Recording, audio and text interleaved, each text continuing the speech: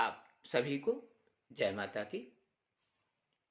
आज आपसे रमा एकादशी या रंभा एकादशी के विषय में चर्चा करूंगा, जो कार्तिक कृष्ण पक्ष के एकादशी को मनाई जाती है। इस बार यह एकादशी 21 अक्टूबर 2022 यानी शुक्रवार को मनाई जाएगी। इसका पारण 22 अक्टूबर यानी शनिवार को किया जाएगा। जैसे पूर्व में भी आपको बता चुका हूं कि एकादशी का व्रत बहुत ही पुण्यदायी है और यह जन्म जन्मांतरों के कष्टों को नष्ट कर सकता है।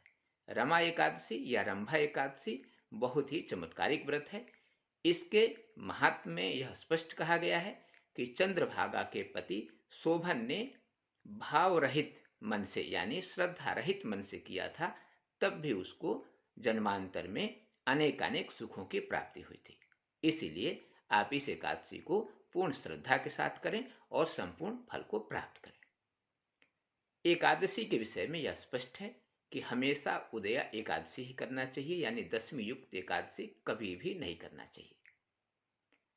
दशमी के दिन से ही आपके इस व्रत का शुभारंभ हो जाता है। उसी दिन स्नान आदि से निवृत्त होकर भगवान का पूजन करना चाहिए और शुद्ध जीवन जीना चाहिए, जिसमें तामसी भोजन आदि का उपयोग न किया जाए। ब्रह्मचर्य का पालन आपको दशमी से ही करना चाहिए, यह उत्तम रहता है।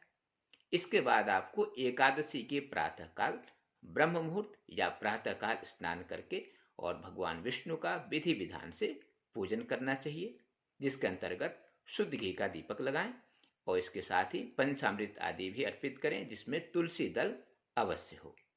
उनको मिष्ठान आदि अर्पित करने के बाद यानी यथोपलब्ध यानी जो वस्तुएं आपके पास उपलब्ध हैं उससे उनकी पूजा करके आरती करके और रमा एकादशी या रंभा एकादशी व्रत कथा का पाठ अवश्य करें। यदि आपके घर में अन्य सदस्य व्रत नहीं भी करते हैं तो कोशिश करिए कि उस दिन सरसों के तेल या तामसी वस्तुओं का उपयोग न हो। चावल या धान से बने हुए वस्तुओं का यदि उपयोग नहीं करेंगे तो उनको एकादशी व्रत के समतुल्य ही लाभ मिलेगा। इसीलिए कोशिश करें कि उस दिन आपके घर में पोहा, लाई या चावल आदि से बनी हुई कोई वस्तुएं उपयोग में न लाई जाए। यदि आपने इतना कर लिया तो आपके संपूर्ण परिवार को एकादशी व्रत करने का ही पुण्य मिलेगा। एकादशी व्रत का पारण 22 तारीख को किया जाएगा, जिसका सर्वश्रेष्ठ मुहूर्त है सुबह 7:30 बजे से 9 बजे तक। 9 से 10:30 के बीच में पारण न करें, क्योंकि उस समय राहु काल चलता रहेगा और राहु काल में कोई भी कार्य करना उत्तम नहीं माना गया है। द्वादशी के पारण से पूर्व आप स्नान आदि से निवृत्त होकर और अन्नदान अवश्य करें।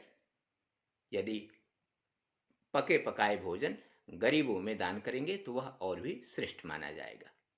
इसके बाद यदि आप पारण में गेहूं या जौ से बने वस्तुओं का ही प्रथम बार उपयोग करें तो वह भी उत्तम है, क्योंकि एकादशी व्रत के पारण में यह स्पष्ट है कि उस दिन भी आपको पारण करते समय पहला भोजन चावल से निर्मित वस्तुओं का नहीं होना चाहिए, यानी आप गेहूं या जौ आदि से बने हुए वस्तुओं का ही पहली बार उपयोग करें। इसके बाद कोशिश करें कि दिन भर सिर्फ एक आहार पर रहें। रात्रि को आप भोजन ले सकते हैं।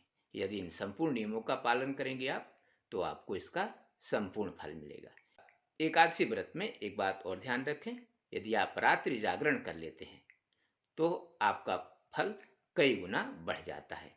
इसलिए कोशिश करें कि कम से कम अर्धरात्रि तक तो आप हरि स्मरण या भगवान विष्णु के किसी भी अवतारों का स्मरण अवश्य करते रहें। यदि हो सके तो गीता या विष्णु पुराण आदि का पाठ भी करते रहें। आज के लिए बस इतना ही। नमस्कार।